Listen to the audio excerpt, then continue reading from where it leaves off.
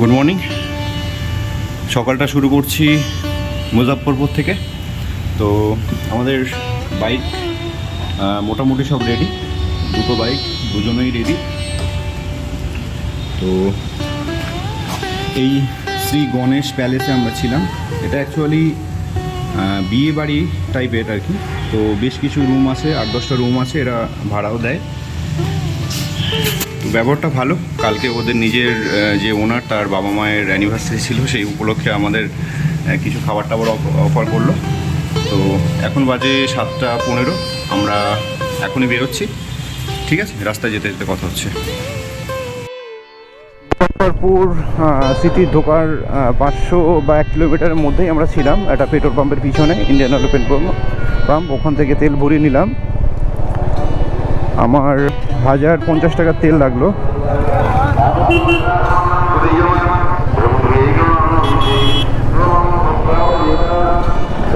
তো আমার বাইকে একটু তেলটা বেশি খাচ্ছে। আমার সাদাতের বাইকে অ্যাকচুয়ালি যা তেল প্রত্যেকবারে যাচ্ছে তার থেকে অন্তত মানে 70 থেকে 100 টাকার তেল আমার বেশি যাচ্ছে। তো আমরা আবার 22 নম্বর হাইওয়েতে উঠে গেলাম, মানে NH-22।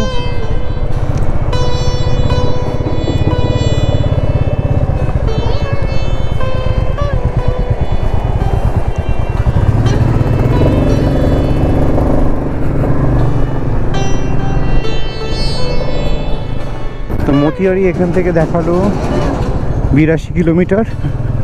আমরা মতিয়ারি হয়ে তারপর রাক্সাল যাব। রাক্সাল 135 বা 40 কিলোমিটার মতো দেখালো।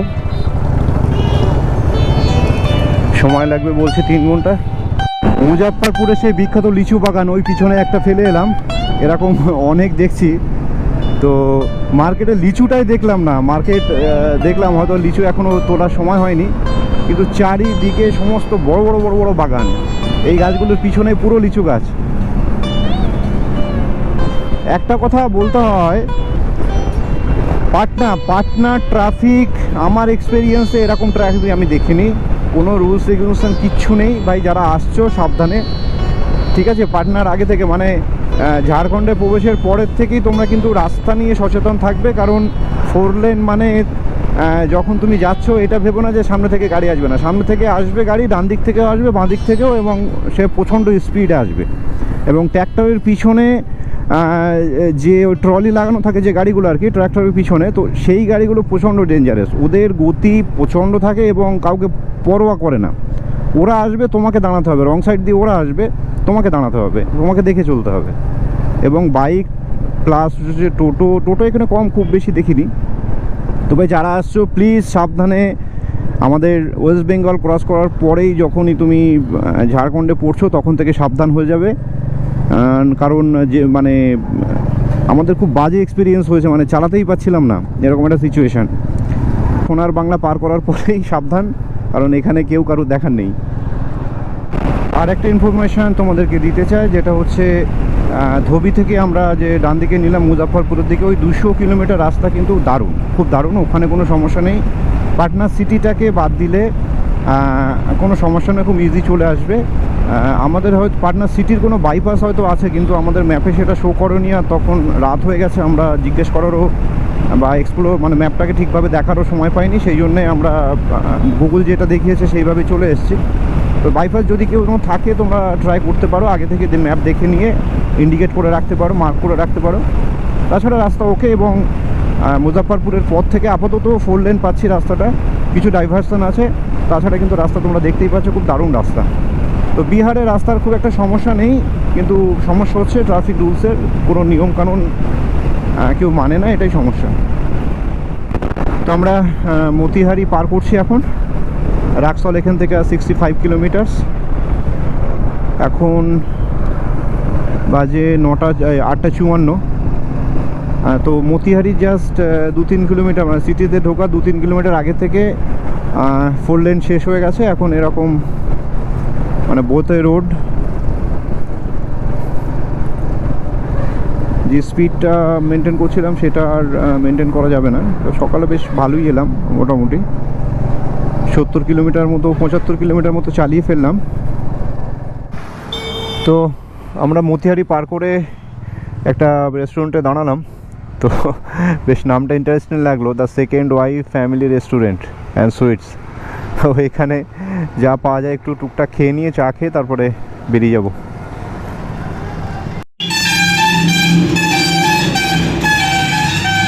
আলু পরাঠা অর্ডার করলাম, এই চলে আসলাম, সঙ্গে টক দই। এখন অল্প করে খেয়ে দিয়ে নিয়ে এখান থেকে আমরা বেরিয়ে যাবো রাক্সাল বর্ডারের দিকে। গাড়িতে গিয়ে কথা হচ্ছে। তো সেকেন্ড ওয়াইফ ফ্যামিলি রেস্টুরেন্ট থেকে আমরা বেরোচ্ছি।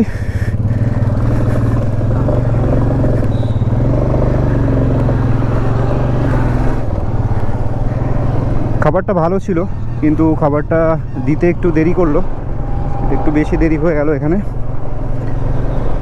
প্রায় 40 মিনিট সময় নষ্ট হয়ে গেল। আজকে পোখরা পৌঁছানোর ইচ্ছা আছে, জানি না কতদূর যেতে পারবো। 12:30 নাগাদ বীরগঞ্জ থেকে বেরোতে পারলে হয়তো হয়ে যাবে। এখন দেখি কি পরিস্থিতি তৈরি হয়। এখান থেকে কাঠমান্ডু 145, বীরগঞ্জ 7। বাঁদিক থেকে যাব, বাঁদিক দিয়ে যাব। আচ্ছা আচ্ছা, দাঁড়া দাঁড়া দাঁড়া, 1 সেকেন্ড, একটুখানি হোল্ড কর।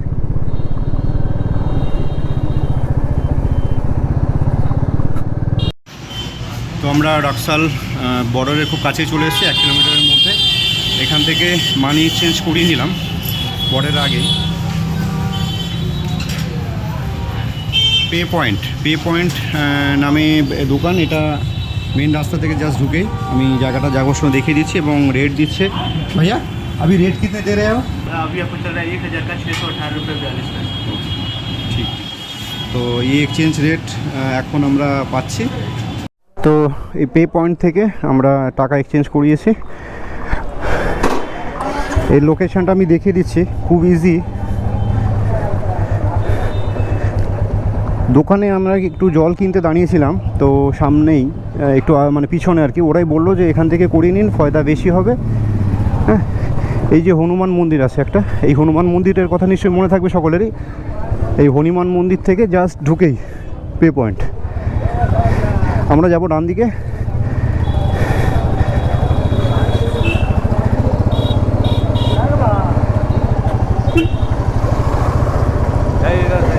আচ্ছা আচ্ছা,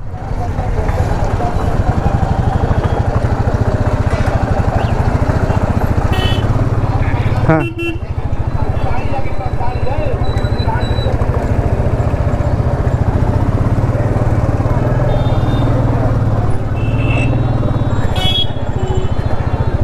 এখান থেকে 1.5 kilometre রাক্সাল border.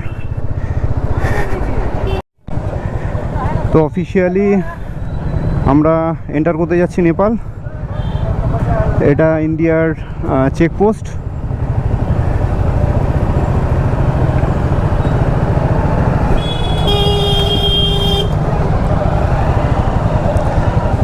Good morning sir. कहाँ से? Sir West Bengal. कहाँ तक जाइएगा? मुस्तांग लो।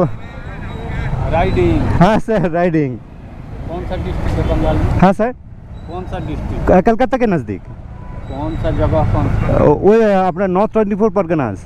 कौन सा जगह? बारासात। हाँ तो 12/7 12/7। अच्छा 12/7। हाँ हाँ 12/7 तो है एसएसबी का बटालियन है ना। हाँ हमारे पर है तो 63। हाँ 63 ব্যাটালিয়ন। हाँ স্যার, चलिए ठीक है जाइए। আমরা এন্টার করতে চলেছি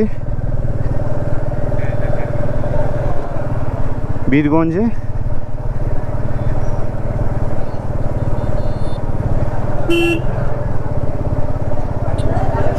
এই জীবনে প্রথমবার আর কি দেশের বাইরে বেরোচ্ছি, তাও নিজের বাইক নিয়ে।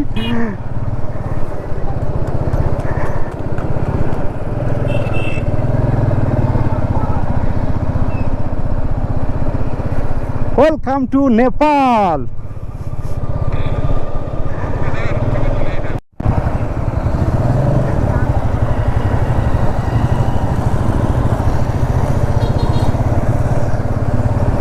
তো এখানে দাঁড়িয়ে কিছু ছবি তুললাম, ফাইনালি মানে নেপালে এন্ট্রি হলাম আমরা।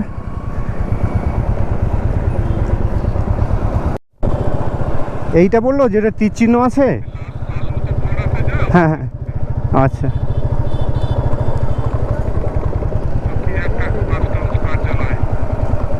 हाँ बीरगंज কাস্টম অফিস। হ্যাঁ হ্যাঁ হ্যাঁ, ঠিক আছে।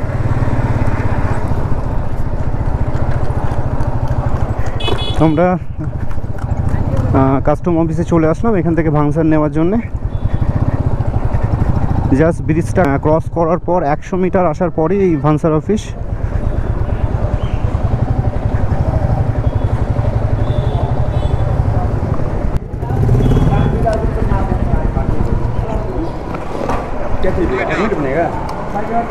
हाँ हाँ, मैं खुद देख लेते भैया।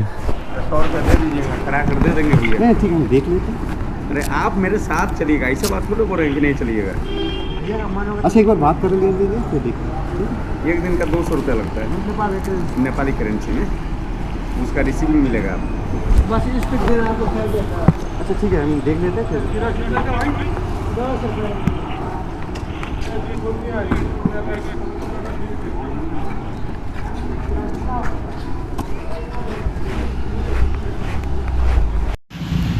তো বানসার অফিসের কাজ কমপ্লিট করে এখন শসা খাচ্ছি।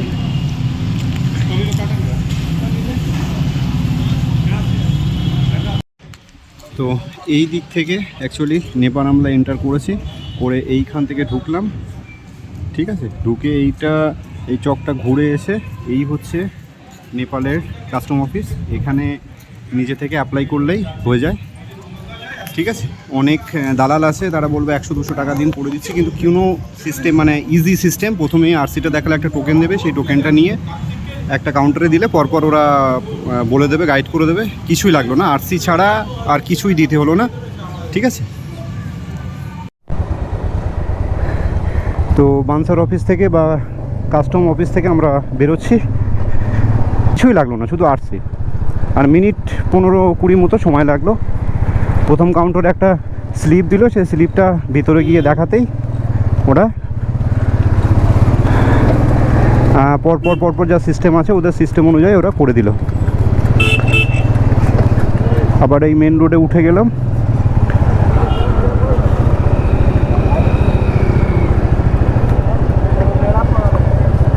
চেকিং হচ্ছে এখানে।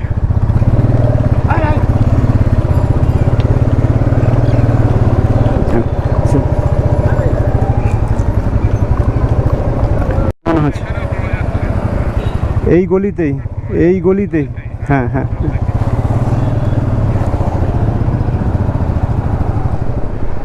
হ্যাঁ, এটাই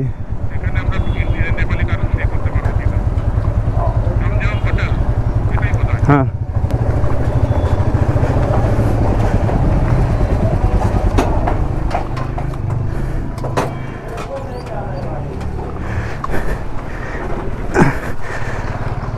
তো চলে এসেছি সেই পরিচিত মানে ইউটিউব পরিচিত মুন্না ভাইয়ের দোকানে সিম নেওয়ার জন্যে।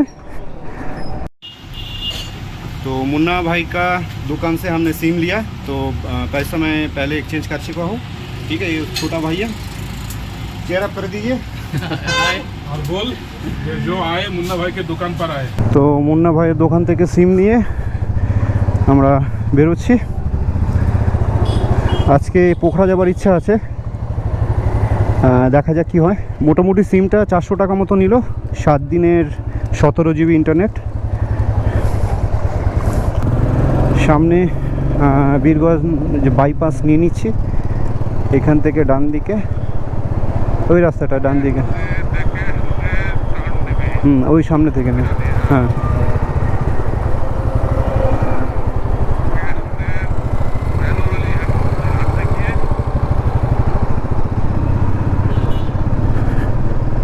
তো বীরগঞ্জ বাইপাস নিয়ে নিলাম আমরা। নেপালের রাস্তায় মানে দেশের বাইরে এই প্রথমবার বাইক চালাচ্ছি। বিদেশ, নেপাল হলেও কি আমাদের কাছে এটা বিদেশ, স্বর্গরাজ্য বাইকারদের। তো নেপালের রাস্তায় বাইক চালাচ্ছি, একটু ভয়ও লাগছে, কারণ কিছুদিন আগে রানাঘাট থেকে একটা গ্রুপ এসেছিল এখানে। তো একটা রোড অ্যাক্সিডেন্ট হয়েছিল বাইকার, তো তার খুব বেশি লাগেনি, কিন্তু যার সঙ্গে অ্যাক্সিডেন্ট হয়েছিল তার সম্ভবত ইনজুরিজ হয়েছিল, কিছু বোন টোন ভেঙেছিল। তো তার জন্যে একটা হিউজ ক্ষতিপূরণ দিতে হয়েছিল তাকে।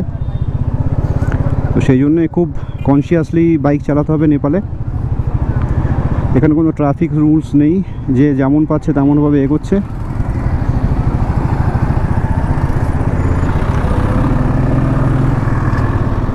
গঞ্জ বাইপাস ছেড়ে এবার ত্রিভুবন হাইওয়েতে উঠে পড়লাম, স্বর্গমত্ত পাতালের হাইওয়ে। এই হাইওয়ে দিয়ে বাকি দুটো যাওয়া যায় কিনা জানি না, কিন্তু মত্তে আসা যায়। হ্যাঁ, তো যাই হোক, এখন এগোচ্ছি এই হাইওয়ে দিয়ে। জানি না কতটা রাস্তা ভালো পাবো। পোখরা পৌঁছানোর ইচ্ছা আছে, এখন বাজে 1টা, হয়তো একটু সন্ধ্যে সন্ধ্যে হয়ে যাবে, দেখি। চেষ্টা করব যতটা মানে কম রেস্ট নিয়ে চালানো যায়। এরপরে যখন একটু অল্টিটিউড গেইন হবে তখন হয়তো ওয়েদারটা একটু নরম হবে, তখন আর একটু কষ্টটা কম হবে। এখন প্রচণ্ড তাপ আছে রোদের। বিহারেও সকালবেলা যখন আসলাম 11টার সময় রাস্তালে ঢুকলাম, তার আগে পর্যন্ত প্রচণ্ড হিট ছিল।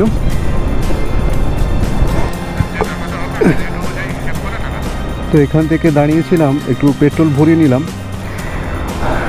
6 লিটার 7 লিটার মতো পেট্রোল গেল আর কি ট্যাঙ্কিতে। তো সামনে গিয়ে ভরাতে হতো, একটু আগেই ভরিয়ে নিলাম। আমরা বীরগঞ্জ থেকে মোটামুটি 20-22 কিলোমিটার চলে আসলাম। তারপরে এই জঙ্গলটা শুরু হলো। এতক্ষণ 4 লেন ছিল, 4 লেন থেকে আমরা এবারে সিঙ্গেল লেনে চলে আসলাম, মানে সামনে থেকেও গাড়ি আসছে, আমরাও যাচ্ছি। শুরু হয়ে গেল রোডটা, এবং জঙ্গল একটা শুরু হয়েছে। এখানে হাঁটতে নিষেধ আছে আর কি, তার মানে সম্ভবত এটা পোপার জঙ্গল।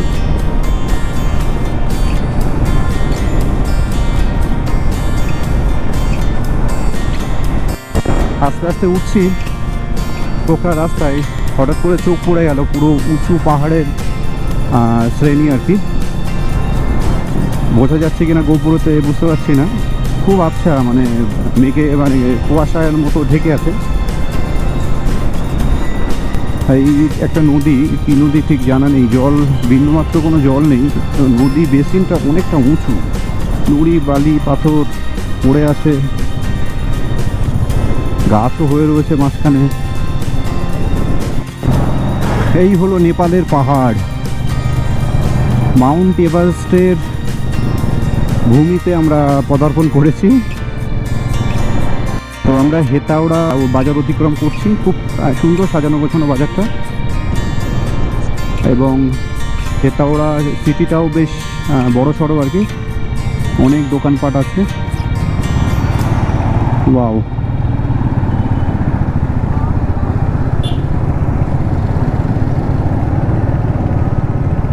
বেশ ভালো মার্কেট আছে, বেশ ভালো মার্কেট এরিয়া আর কি। তো সামনে থেকে আমরা লেফট টার্ন নিয়ে নেবো হেতাওড়া থেকে।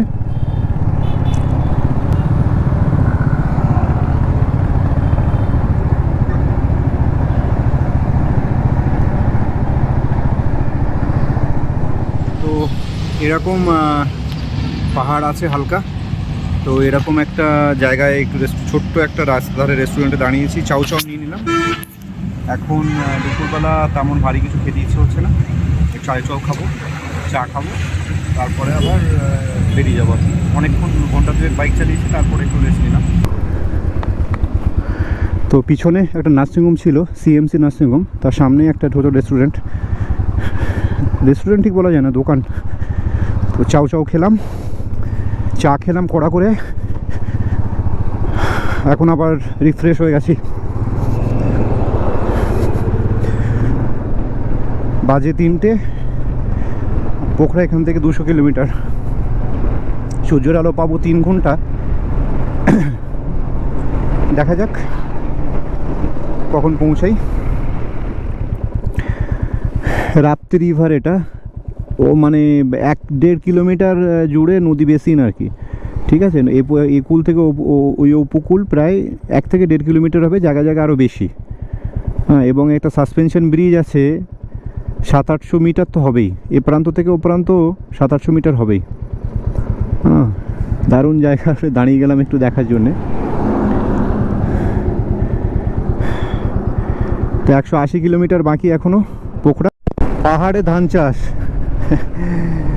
আসলে আমরা সমতলের থেকে অল্প একটু অল্টিটিউডে আছি, মানে যেটা আমার মনে হলো নেপাল ঢোকার মুখে একটা মানে পাহাড়ের সারি ছিল, সেই সারিটা অতিক্রম করার পরে আবার আমরা মোটামুটি সমতলের কাছাকাছি নেমে চলে এসেছি। এবং এটা ভীষণ মানে বিস্তৃত একটা মাঠ বলা যায়, এবং পুরো ধান চাষ বা অন্য অন্য সবজি চাষ এখানে হচ্ছে।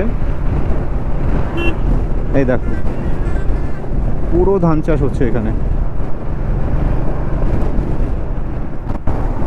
তো তাপ্তি নদীর উপরে মনোহরি ব্রিজ, আর এখানে ছোট্ট একটা জনপদ আছে।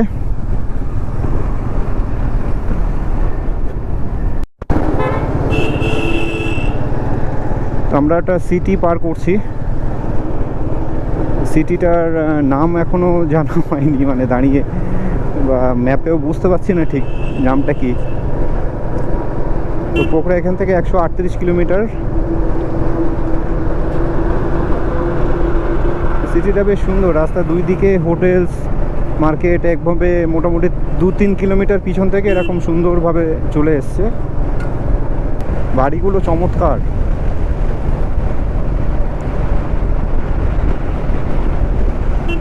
ভরতপুর না? আচ্ছা,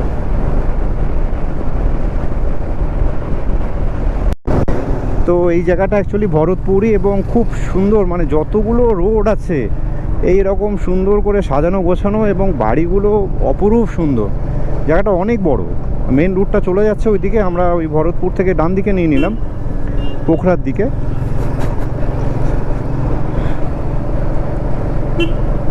তবে নেপালে এসে যেটা ভেবেছিলাম টেম্পারেচার একটু কমবে, কিন্তু ওই প্রথম পাহাড়টা যখন ক্রস করছিলাম তখন একটু কমেছিল।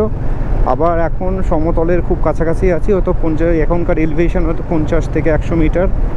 তো টেম্পারেচারের সেরকম কোনো পরিবর্তন নেই, এবং রোদটাও প্রচণ্ড চড়া। তো এখান থেকে ডান দিক আমরা মুগলিং রোড নিয়ে নেব।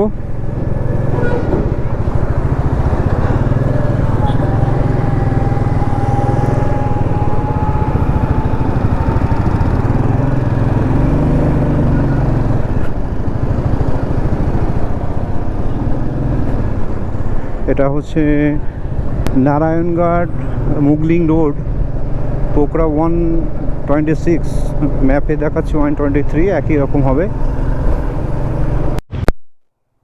একদম খাড়া একটা ন্যাড়া পাহাড়, গাছপালাও নেই, পাশের পাহাড়গুলোতে গাছপালা আছে, এতে তাও নেই। নিচে দিয়ে বয়ে যাচ্ছে সেতী রিভার। তো আমরা অনেকক্ষণ সেতী রিভারের পাশ দিয়ে চলছি, আরও বেশ কিছুক্ষণ যেতে হবে নদীর পাশ দিয়ে, তারপরে হয়তো আমরা রাস্তা চেঞ্জ করব। সমস্যাটা হচ্ছে টেম্পারেচারটা যেহেতু এটা খুব বেশি উঁচু না, টেম্পারেচারটা খুব হাই। পুরো খাড়া পাহাড় একদম। তো এটা একটা বিশেষ জায়গা, সেতিগণ্ডকী আর ত্রিশূলী নদী। এটা ত্রিশূলী নদী, ওদিকেটা সেতিগণ্ডকী, ওইখানে মিলনস্থল। এই দেখো সব গাড়ি একই অবস্থা, উঠতে পারছে না। বড় বড় ট্রাক লোড নিয়ে, হ্যাঁ, হেঁটে হেঁটে যাওয়ার মতো করে কিছু কিছু জায়গায় উঠছে ট্রাকগুলো। দেখে দেখে কষ্ট হচ্ছে ট্রাকগুলোকে।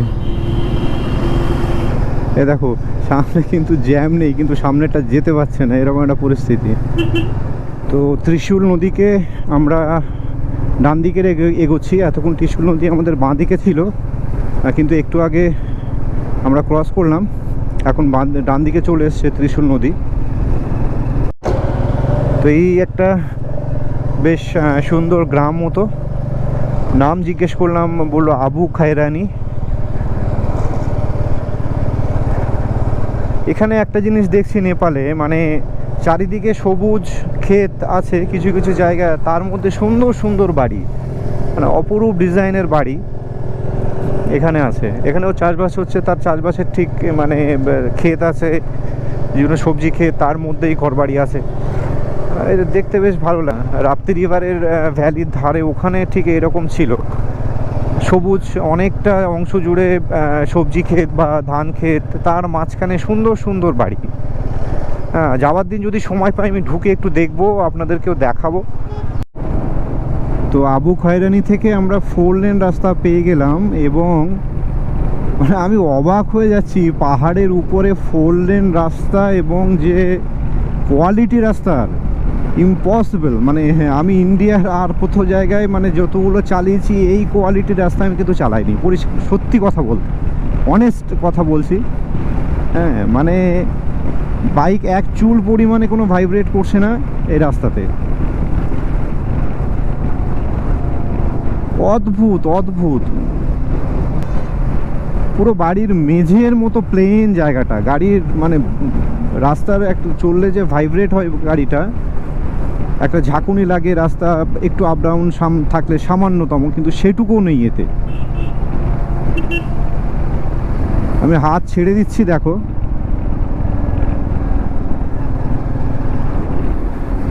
খুব ভালো, খুব ভালো, এক্সিলেন্ট জব।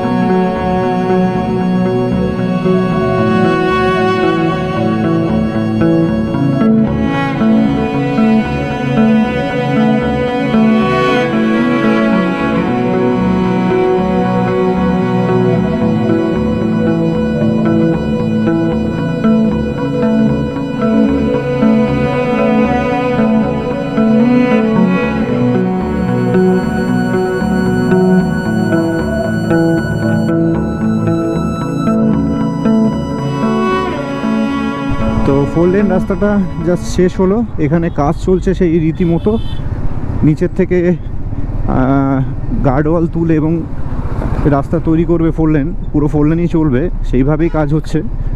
এবং উপরে শুধু পাথরের স্ট্রাকচারগুলো দেখো,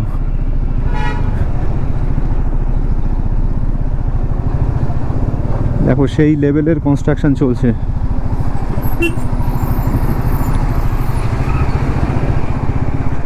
হ্যাঁ, চায়নাই বানাচ্ছে, লোকগুলো তো সব চায়নার রে, দেখতে পুরো চাইনিজ।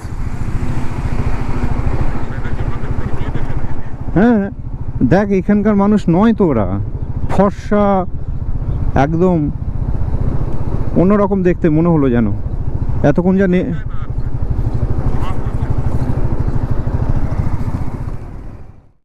পাথরের স্ট্রাকচারগুলো দেখো, শুধু টেক্সচারও যেরকম, স্ট্রাকচারও সেই রকম, অদ্ভুত কালার, না খয়েরি, না বাদামি, না লাল, না মানে কি বলবো ব্রাউন, অদ্ভুত একটা জায়গায় জায়গায় এক এক রকম ভাঁজে, এক এক রকম পাথর।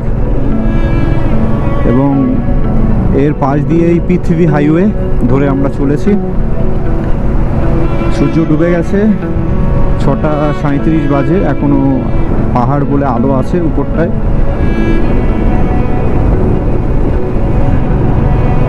আর 58 কিলোমিটার বাকি পোখরা। শুনলাম অল্প একটু খারাপ কিছু রাস্তা আছে, তাছাড়া রাস্তা মোটামুটি ঠিকঠাক। তবে সত্যি এটা মানে পাহাড়ের উপরে এই প্রজেক্ট, এই 4 লেন হাইওয়ে, পৃথ্বী হাইওয়ে করাটা, এটা মানে মানে অকল্পনীয় আমাদের কাছে। কিভাবে সম্ভব? সব পাহাড়ের ভাঁজ বা খাঁজগুলো তো একরকম হয় না, সব পাহাড়ের সাইডে এতটা মানে জায়গা বার করা সম্ভব হয় না, কিন্তু এরা সেই মানে অসম্ভবকে সম্ভব করেই দেখিয়েছে। তো আমরা ডমলি বাজার পার হচ্ছি। এখানে একটা রয়্যাল এনফিল্ডের শোরুমও আছে। এটা পোখরা থেকে 48 কিলোমিটার আগে। এখানে বাজারগুলো বা সিটিগুলো বেশ সুন্দর, রাস্তা চওড়া রাস্তা থাকবে, চওড়া রাস্তার দুই দিকে ঘরবাড়ি, এবং এখানটা এখনো কমপ্লিট হয়নি। তো আমরা মাডি রিভার ব্রিজ পার করছি। লাস্ট পার্টটুকু ওখান থেকে রাস্তা নেই, পুরো কাদা কাদা। আমি যে ক্যামেরাটা চালাবো এত স্লিপ হচ্ছে, সাহস পেলাম না। এইখানে আবার একটা প্যারালাল ব্রিজ হচ্ছে।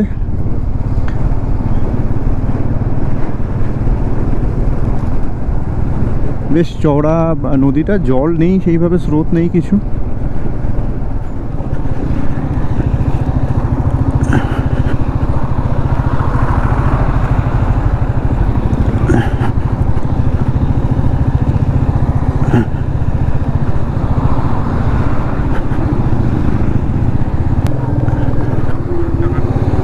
ঠিক আছে, আসতে।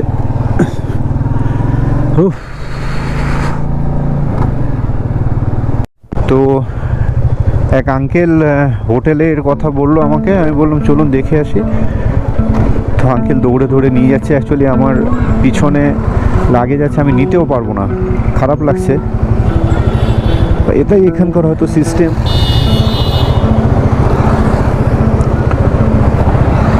চল,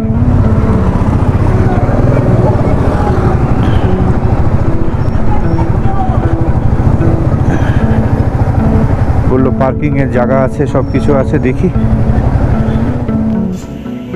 তো এই রুম পেলাম। রুমটা ছোট, কিন্তু